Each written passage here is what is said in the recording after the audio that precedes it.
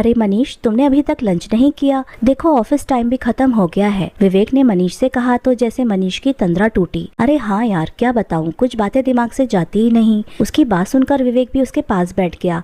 समझ गया भाई, देख यार, ये घर के मसले तो चलते ही रहेंगे, तू बस अपना ध्यान रख और बता आखिर बात क्या है। तभी मनीष ने कहा, पिछले कुछ दिनों से मैं बहुत परेशान हूँ। जो कुछ मेरे साथ चल रहा था उस समस्या का हल आखिर मुझे ही निकालना था। शादी के बाद मैं अपनी पत्नी के साथ उसके मायके जाया करता था, लेकिन हर बार किसी न किसी कारण वहाँ से नाराज होकर ही लौटता था। सासू माँ अक्सर कहती कि आपने जो पैंट पहनी है वो हमने ही तो दी थी, वही है ना? हाँ, कभी आपने अपनी पत्नी को कोई साड़ी दिलाई या जो हमने दी थी उसी से काम चलाते हो। फिर अपनी बेटी से पूछती कि बेटी क्या कोई नया गहना बनवाया है या नहीं, या गहने भी हमारे दिए हुए ही हैं, गले में अभी तक मामूली मंगलसूत्र ही है, क्या मैं दूं अपने गले का निकाल कर? मैं देख रही थी कि तेरे ससुराल वाले कुछ करते भी हैं या नहीं। मेरी सास हमारे घर में आती तब भी वही ढाक के 3 पात, ये थाली हमारी दी हुई है ना, ये सेट इतनी जल्दी क्यों निकाला है। वो दूर दूर के रिश्तेदारों को हमारा घर दिखाने लाती और बताती कि बेटी की गृहस्थी के लिए हमने सब कुछ दिया है। सुबह होते ही सास का फोन आता कि तुम अभी तक उठी नहीं हो, आज खाने में क्या बना रही हो, खाना बनाने के लिए नौकरानी क्यों नहीं रख लेती, तुम अपनी सास से कह दो कि मैंने कभी खाना नहीं बनाया और मेरी माँ को भी इसकी आदत नहीं है। अगर तुम नौकरानी नहीं रख सकती तो मुझे बताओ, मैं एक नौकरानी तुम्हारे लिए भेज दूंगी जो तुम्हारे सारे काम कर लेगी। हमारी नई नई शादी हुई थी सो अक्सर फिल्म देखने जाते, तो फिर बाहर होटल में ही खाना खा लेते, तो कभी शॉपिंग के लिए निकल पड़ते। शुरू शुरू में ये बात मुझे चुभी नहीं, मेरे माता पिता भैया भाभी कौन हमें समझाता।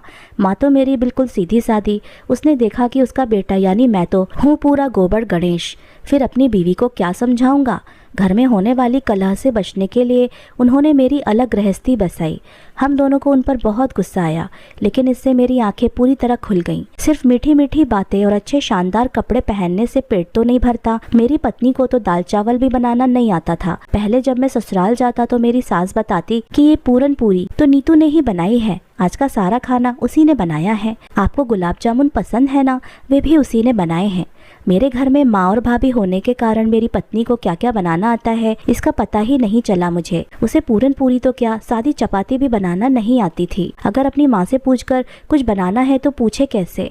हमारे घर में फ़ोन ही नहीं था, सब कुछ उसके लिए मुश्किल था।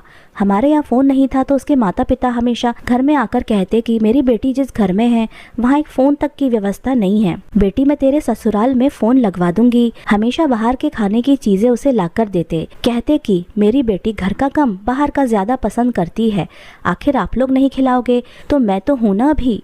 मेरी नाराज़गी दिन पर दिन बढ़ती ही जा रही थी। जब तक हमारी गृहस्थी अलग नहीं थी तब तक सारा खर्चा पिताजी और भाई साहब उठाते थे, इसलिए ये बोझ मेरे सिर पर कभी नहीं आया। पैसा कहाँ से खर्च किया जाए, कैसे गृहस्थी चलाई जाए, मुझे इसका बिल्कुल भी ज्ञान नहीं था। होटल में खाना, घूमना, मौज मस्ती तथा शॉपिंग में ही मेरी सारी कमाई खर्च हो जाती थी। पिताजी से पैसा मांगना भी मुझे अच्छा नहीं लगता था। माँ मेरी इस मजबूरी को समझती थी, इसलिए वो अपने साथ साथ मेरे घर के लिए भी राशन का इंतजाम कर देती थी। अलग रहने के बाद मुझे जीवन की असलियत का पता चलने लगा था। नई नई शादी की मौज मस्ती अब खत्म हो चली थी। इससे उबरने के लिए अब हमें अपना रास्ता खोज निकालना था और यही सोचकर मैंने नीतू को सारी बातें ठीक से समझाने का फैसला कर लिया। उसी समय शहर से जरा दूर मेरे पिताजी का एक प्लॉट था, वो मुझे देने वाले हैं। ये बात मेरे पिताजी ने मेरे ससुर को बताई तो उन्होंने घर बनाने के लिए रुपया दिया। मैं अपने परिवार से जरा दूर रहने के लिए गया, शायद ऐसा करने से बहुत से सवाल अपने आप हल हो जाएंगे। अतः बंगला बनने तक मैं खामोश रहा।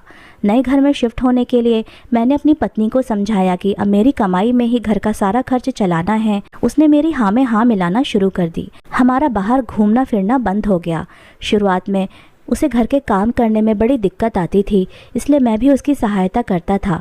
धीरे धीरे उसने खाना बनाना सीख लिया। शहर से ज़रा दूर होने से अब मेरे सास ससुर का आना जाना ज़रा कम हो गया था, लेकिन सास जब कभी हमारे घर पर आती तो फिर शुरू हो जाती कि नीतू तुम कैसे अपनी गृहस्थी चलाती हो, तुम्हारे घर में ये चीज़ नहीं है, वो चीज़ नहीं है। इस पर नीतू अपनी माँ को जवाब देती कि माँ तुम्हारी गृहस्थी को कितने साल हो गए, मैं तुम्हारी उम्र की हो जाऊंगी तो मेरे पास भी वो सारी चीज़ें हो जाएंगी।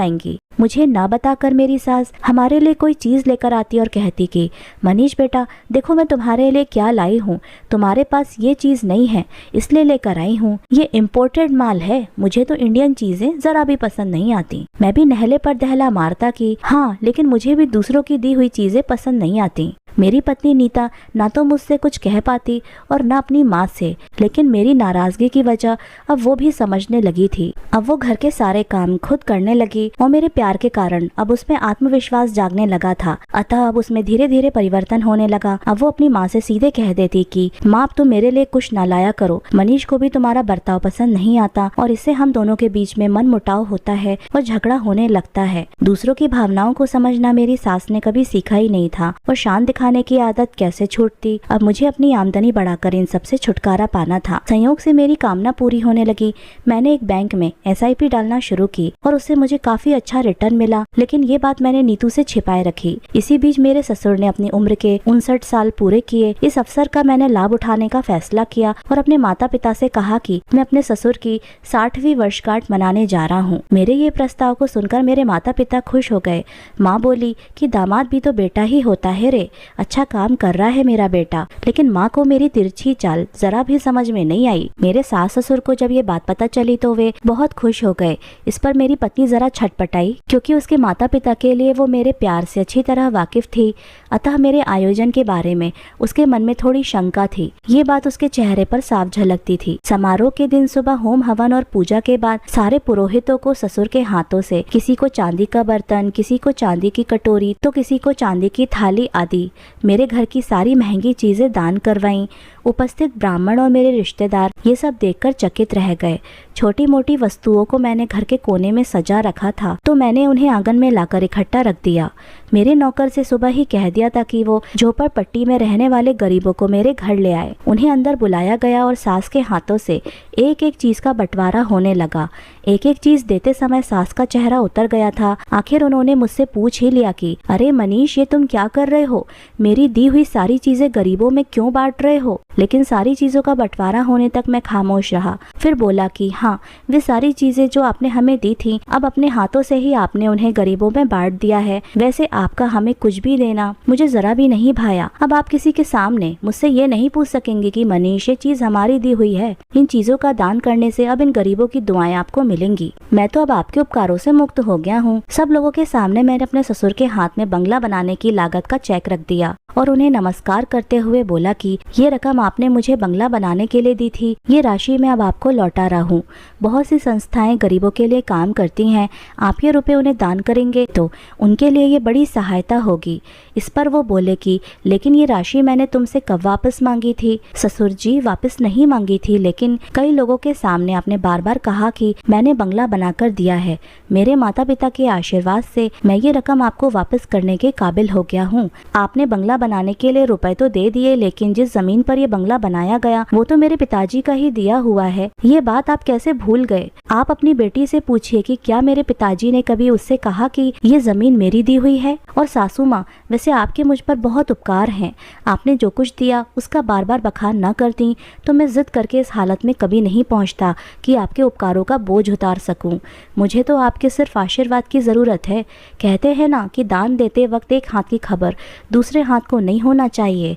और आप तो अपनी ही बेटी को दी हुई चीज़ों का लोगों के सामने ढिंडोरा पीटा करती थी। इतना सब कुछ सुनकर मेरे माता पिता को मेरा ऐसा व्यवहार बिल्कुल भी अच्छा नहीं लगा। मेरी पत्नी को भी इस बात का गहरा सदमा लगा। वो अपनी माँ से बोली कि मैंने आपसे 1000 बार कहा था लेकिन आपने सुना नहीं, आपको ऐसा ही जवाब मिलना था। मेरे ससुर गुस्से से आग बबूला हो गए तो मेरे पिताजी ने उन्हें समझाया कि भाई साहब जाने भी दीजिए, मेरा बेटा नादान है और उससे गलती हुई है।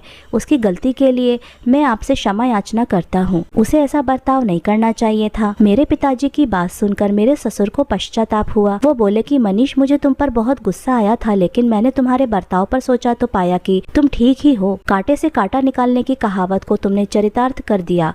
पैसे से आया घमंड अब खत्म हो गया है। अब तुम हमें माफ कर दो, हमारे कारण तुम्हें काफी कुछ सहना पड़ा। नहीं पिताजी, ये तो सच है कि अब मैं आपका असली दामाद बन पाया हूँ। उसकी कहानी सुनकर विवेक भी सकते में आ गया और बोला, भाई तुमने बिल्कुल सही किया। देने वाले को भी चाहिए कि वो सामने वाले को सिर्फ अपना आत्मीय सुख प्राप्त करने के लिए ही दे, लेकिन उसमें घमंड की भावना नहीं होनी चाहिए, वरना लेने वाले की भावनाओं को ठेस पहुंचना स्वाभाविक है। ये ध्यान में रखना बहुत जरूरी है। भाई मेरी अगले महीने ही शादी होने जा रही है। तुम्हारी बातें सुनकर मेरी भी आंखें खुल गई हैं। अब मैं भी अपने ससुराल से एक कील भी न लूँगा, जिससे भविष्य में मेरा भी आत्मीय सुख नष्ट ना हो। विवेक की बात सुनकर मनीष भी मुस्कुरा दिया। कहते हैं कि दान देते वक्त एक हाथ की खबर दूसरे हाथ को नहीं होनी चाहिए, और बहुत से लोग अपनी ही बेटी को दी हुई चीजों का लोगों के सामने ढिंढोरा पीटते हैं। तो दोस्तों, आज की कहानी यहीं पर समाप्त होते हैं। आपको ये कहानी कैसी लगी? अपने विचारों को हमारे साथ साझा जरूर कीजिएगा। मिलते हैं आपसे अगली कहानी में। आपका बहुत बहुत धन्यवाद।